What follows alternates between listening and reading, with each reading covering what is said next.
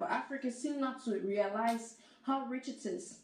So what models could be put into place to ensure that, Africa becomes that center of attraction, which is often being regarded as, but it still doesn't know what it is. Thank you very much. First, whilst they think we're rich, they give us a lot of loans. I believe that the antidote to debt is not just money. For we Africans, it's more of discipline, creativity, and unity.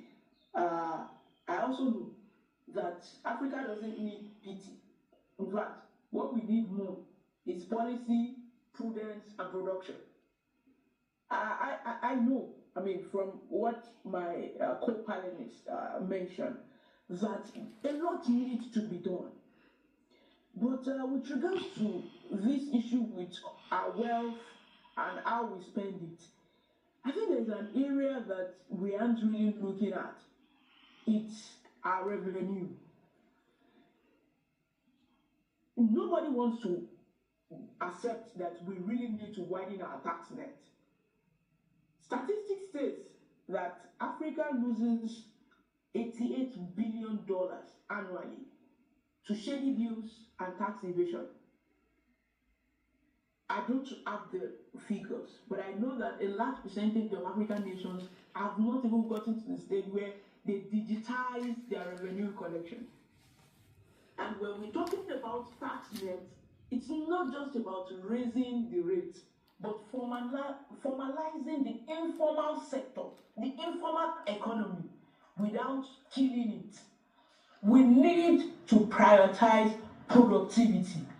We need to get serious about not just borrowing money to pay salaries, but to build assets. Whilst we talk about BRICS, it's beautiful that nations can now relate with bigger countries with regards to getting support. But why aren't we assessing this support, these loans, as a block?